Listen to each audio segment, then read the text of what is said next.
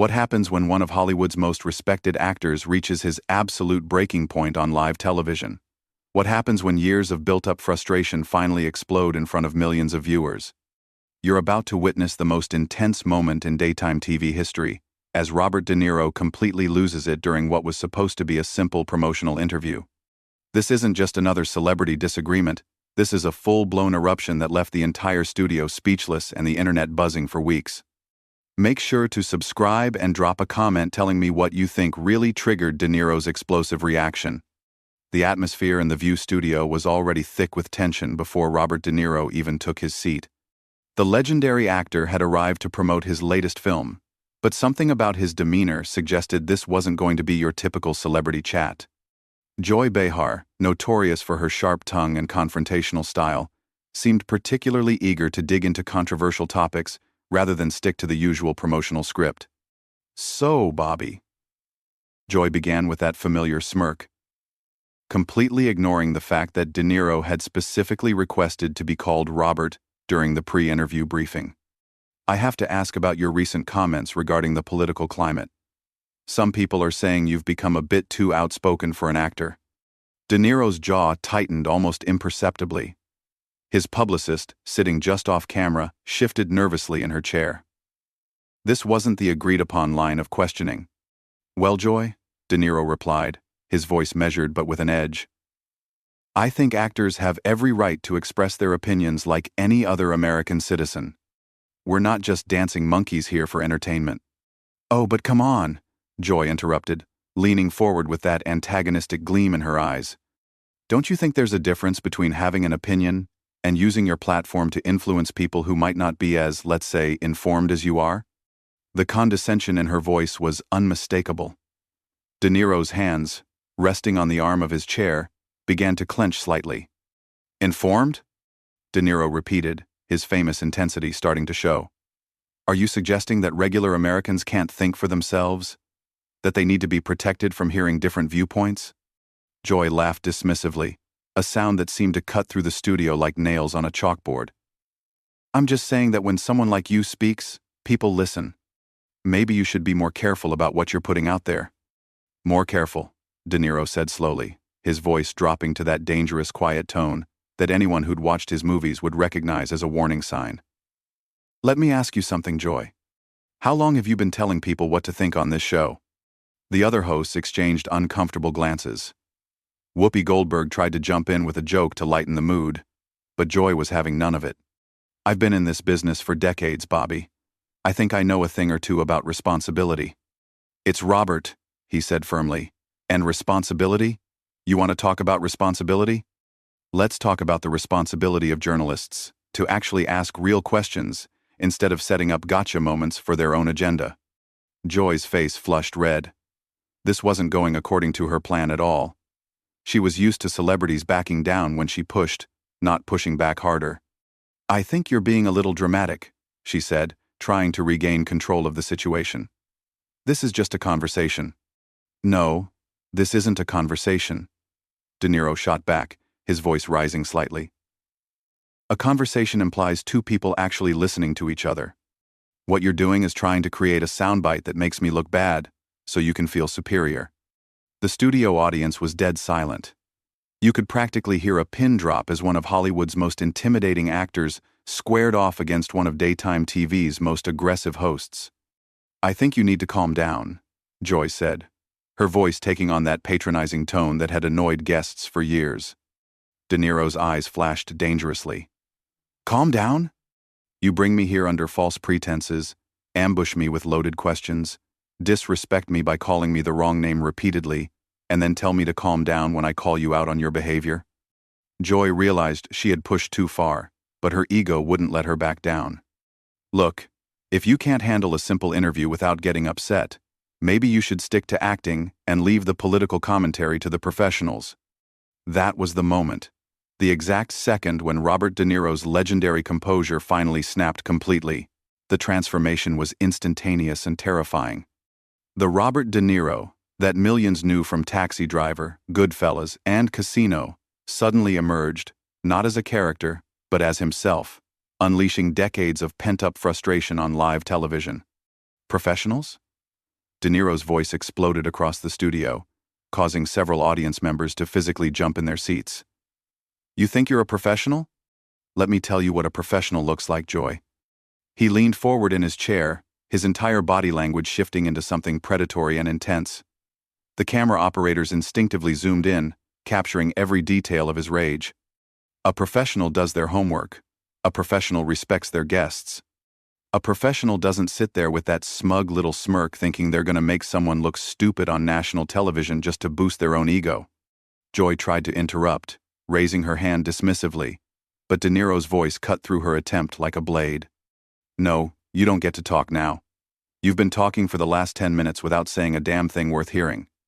You brought me here to promote a film, remember? But instead, you wanted to play your little games. Ask your loaded questions, and when I don't dance to your tune, you tell me to calm down? The other host sat frozen, unsure whether to intervene or let this volcanic eruption continue. Whoopi Goldberg's mouth was literally hanging open. Sarah Haynes looked like she wanted to disappear into her chair. You know what your problem is? De Niro continued, his finger now pointing directly at Joy, his voice carrying that unmistakable Brooklyn edge that had intimidated movie audiences for decades. You think being loud and obnoxious makes you smart. You think interrupting people and talking over them makes you tough. But all it makes you is rude. Joy's face had gone from red to purple. Her hands were shaking slightly as she gripped her note cards. I don't have to sit here and listen to this, she stammered. Actually, you do. De Niro fired back immediately. Because this is your show, and you created this situation. You wanted the real Robert De Niro? Well, congratulations. You got him. The studio was so quiet you could hear the cameras clicking as photographers captured every moment of this unprecedented meltdown. For 40 years I've been coming on shows like this, being respectful, answering the same stupid questions over and over again. And usually I get treated with at least basic human decency. But you, Joy, you decided to be different. You decided to be nasty. His voice dropped to that menacing whisper that had made him famous, but somehow it carried to every corner of the studio. You sit there every day, tearing people down, making snide comments, thinking you're some kind of journalistic crusader. But you know what you really are? You're a bully. A bully hiding behind a desk and a microphone. Joy finally found her voice, though it came out as more of a squeak. How dare you call me a bully? I'm asking legitimate questions. De Niro let out a harsh laugh that sent chills through the audience. Legitimate questions? Was it a legitimate question when you suggested that regular Americans are too stupid to hear my opinions? Was it legitimate when you kept calling me Bobby after I corrected you? Was it legitimate when you told me I should stick to acting and leave thinking to the professionals? Each question hit like a verbal punch, and Joy visibly flinched with every word. You don't ask questions, Joy. You make statements disguised as questions. You don't interview people, you ambush them. And when they push back, you act like they're the problem. The audience was completely silent, but you could see people throughout the studio nodding in agreement. Even some of the crew members were barely suppressing smiles. You want to know about responsibility? De Niro's voice was building again, reaching a crescendo that would echo through television history. Your responsibility is to treat people with respect. Your responsibility is to have honest conversations. Your responsibility is to lift people up, not tear them down for sport. Joy opened her mouth to respond, but De Niro wasn't finished. But instead, you turn every interview into your personal therapy session, working out whatever issues you have by taking shots at your guests. Well, I've got news for you, sweetheart. I didn't come here to be your punching bag.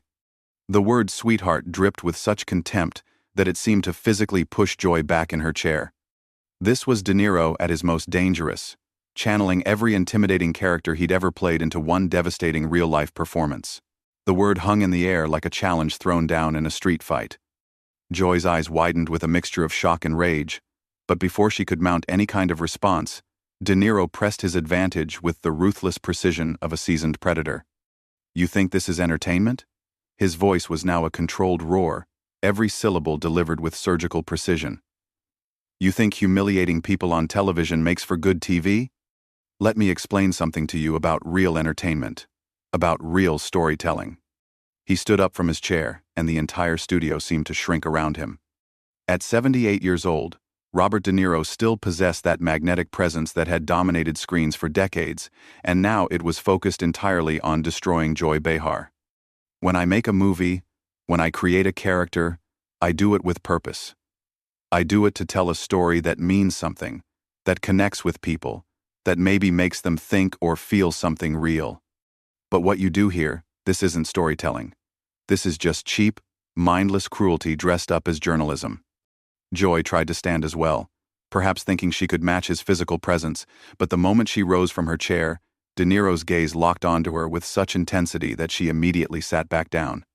"Don't," he said simply, and the single word carried more authority than a shouted command. Whoopi Goldberg finally tried to intervene, her voice shaking slightly. "Maybe we should take a commercial break." "No," De Niro said without even looking at her, his eyes never leaving Joy's face. "We're not taking a break. Joy wanted to have this conversation, so we're going to have it. All of it." The producers in the control room were frantically debating whether to cut to commercial, but the ratings were through the roof. This was television gold, even if it was completely destroying one of their hosts. "You asked me about responsibility," De Niro continued, beginning to pace slowly behind his chair like a caged animal. "Let me tell you about the responsibility I feel every time I step in front of a camera. I know that people are watching. I know that what I do and say matters.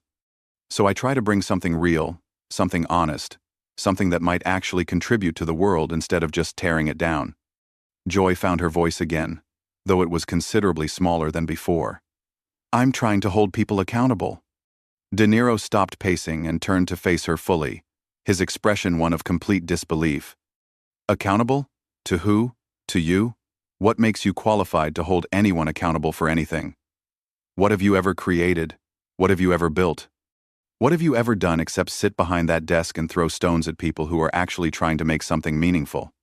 The questions hit like a series of devastating body blows. Joy's carefully constructed media persona was crumbling in real time, and everyone in the studio could see it happening. "I've been a journalist for 30 years, she protested weakly. "No," De Niro shot back immediately, his voice rising again. "You've been a performer for 30 years. There's a difference. A journalist seeks truth. A journalist asks hard questions because they want real answers, not because they want to create drama. You're not a journalist, Joy. You're a shock jock in a pantsuit." The audience gasped audibly at this line. Several people could be heard whispering to each other, and the energy in the room had shifted completely. What had started as Joy's attempted ambush had turned into her complete and total humiliation. "You want to talk about being outspoken?" De Niro's voice was building to another crescendo. "You want to question whether I should use my platform to express my views? Let's talk about how you use yours. Every single day, you sit in that chair and spread negativity. Every single day, you look for ways to tear people down, to find the worst in every situation, to make people feel bad about themselves and each other." He moved closer to the desk, and Joy actually leaned back in her chair, as if his words were physically pushing her away. "You hide behind this idea that you're being provocative, that you're starting important conversations. But all you're really doing is feeding the anger and division that's already tearing this country apart. You're part of the problem, not part of the solution." Joy's voice was barely above a whisper now. "That's not fair." "Fair?" De Niro's laugh was harsh and bitter. "You want to talk about fair? Was it fair to ambush me today? Was it fair to ignore what I actually wanted to talk about so you could score cheap political points? Was it fair to treat me like some kind of dancing monkey who should just shut up and entertain people?"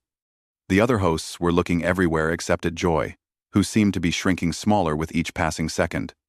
"You know what I think?" De Niro leaned forward, placing both hands on the desk, bringing himself to eye level with Joy. "I think you're jealous. I think you're bitter because you've spent your whole career talking about other people's achievements instead of having any of your own. I think you resent people who actually create things, who actually contribute something positive to the world." Joy's eyes were starting to well up with tears, but De Niro showed no mercy. "You've built your entire career on being mean, on being the person who says the things that other people are too decent to say. And you've convinced yourself that makes you brave, that makes you important, but it doesn't. It just makes you sad. The word sad was delivered with such devastating finality that it seemed to echo through the studio for several seconds. Sarah Haynes tried to jump in with a question about De Niro's film, desperately attempting to change the subject, but he held up a hand to stop her. "I'm not finished," he said, his voice now calm but no less dangerous. "Joy asked me about responsibility, so let's talk about her responsibility. Every person who comes on this show, every guest who sits in that chair, they're human beings. They have feelings, they have families, they have lives outside of this studio. But you treat them like props in your personal drama." He straightened up, towering over the desk. "You have a responsibility to those people. You have a responsibility to treat them with basic human dignity. And you have a responsibility to your audience to give them something better than this manufactured outrage, this fake controversy that you create just to keep people watching." Joy finally found some fight left in her, though her voice was still shaking. "I'm not going to sit here and let you attack me like this." "Attack you?" De Niro's voice dropped to that deadly quiet tone again. "Lady, if I was attacking you, you'd know it. This is me explaining to you what you've been doing wrong for years, because clearly nobody else has had the guts to tell you." He walked back around to his chair but didn't sit down, instead standing behind it like he was addressing a courtroom. "You want to know what a real interview looks like? You prepare. You research your guest. You ask questions that actually matter, questions that might help your audience understand something new or see something from a different perspective. You listen to the answers instead of just waiting for your turn to talk. And you treat your guest like a human being worthy of respect." The studio was so quiet you could hear the air conditioning humming in the background. "But most importantly," De Niro continued, his voice building to a final, devastating conclusion, "you remember that your job isn't to make yourself look good by making other people look bad. Your job is to serve your audience by having conversations that actually matter, that actually contribute something positive to the world instead of just adding to the noise." He looked directly into the camera, addressing the audience at home. "People watching this, you deserve better than this. You deserve hosts who respect you enough to have real conversations about real issues. You deserve better than manufactured drama and fake controversies designed to keep you angry and divided." Then he turned back to Joy, who was now openly crying. "And Joy, you can do better than this. I know you can, because nobody gets to where you are without some level of talent and intelligence. But you've let your ego and your need for attention turn you into something ugly. It's not too late to change that, but you have to want to change." He picked up his jacket from the back of his chair and started to put it on. "I came here to talk about my film, about something I'm proud of, something that took years of hard work and collaboration with dozens of talented people. But instead, I got ambushed by someone who wanted to use me as a prop in her little political theater. Well, the show's over, Joy. At least my part in it." As he walked toward the edge of the set, Joy called out desperately, "Where are you going?" De Niro paused and looked back at her one final time. "I'm going back to my life. I'm going back to doing work that actually means something. I suggest you think about doing the same." And with that, Robert De Niro walked off the set of The View, leaving behind the most devastating takedown in daytime television history and a host who would never quite recover from the encounter. The cameras kept rolling as Joy sat in stunned silence, tears streaming down her face, while the other hosts struggled to figure out how to fill the remaining time. The audience sat in complete silence, having witnessed something unprecedented, something that would be talked about and replayed for years to come. That's the moment when a Hollywood legend reminded everyone why he's considered one of the greatest actors of all time. Not because of any movie role, but because of 15 minutes of brutal honesty that exposed the ugly reality behind the facade of daytime television drama. What did you think of De Niro's explosive confrontation? Did Joy Behar deserve everything she got, or did he go too far? Drop a comment below and let me know your thoughts, and don't forget to subscribe for more incredible celebrity moments that you won't see anywhere else.